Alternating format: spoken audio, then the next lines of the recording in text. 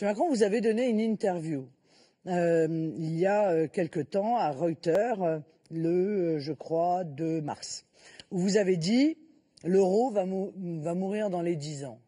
En gros, c'est ça. L'euro va mourir dans les 10 ans. Bah, je sais pas. Oui. Non, mais en gros. Non, mais parce que vous dites toujours en gros quand vous me citez. C'est jamais précis.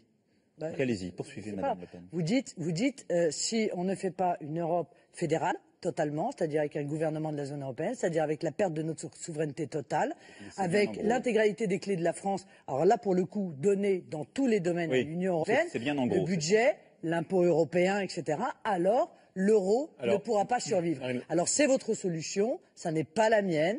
Je crois que ça n'est pas celle des Français que de vouloir ce bond en avant fédéraliste qui est presque une forme d'extrémisme européiste. Bah oui. Parce que écoutez, dans tous les candidats du premier tour, excusez-moi, mais vous étiez celui qui exprimait la position la plus radicale, la plus extrémiste de soumission au fédéralisme européen. Marine Le Pen, en 2022, la France et l'Europe, c'est quoi en 2022? Alors, moi je vais vous dire, je suis contre tout ce qu'a dit Madame Le Pen. Il n'y a plus de nation.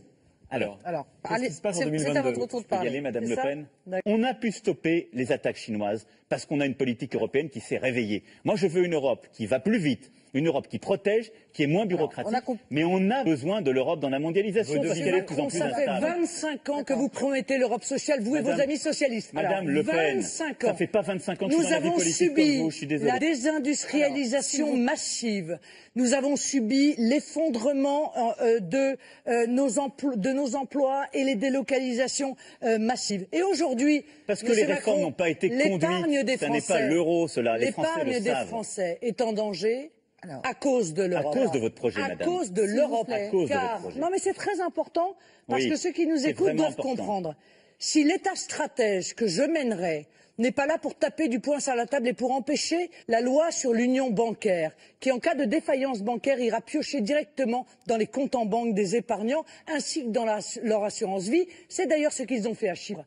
Si ça n'est pas moi qui, avec l'État stratège, dit non, je protégerai l'épargne des Français, quel qu'en soit le prix et quelle que soit la bagarre que je dois mener avec l'Union européenne, alors les Français se feront ponctionner leur épargne. Donc le grand danger aujourd'hui, Monsieur Macron, c'est la soumission à l'Union européenne. Et le problème, Monsieur Macron, la panique bancaire, quand elle a eu lieu à Chypre, quand elle a eu lieu à Athènes, c'était quoi?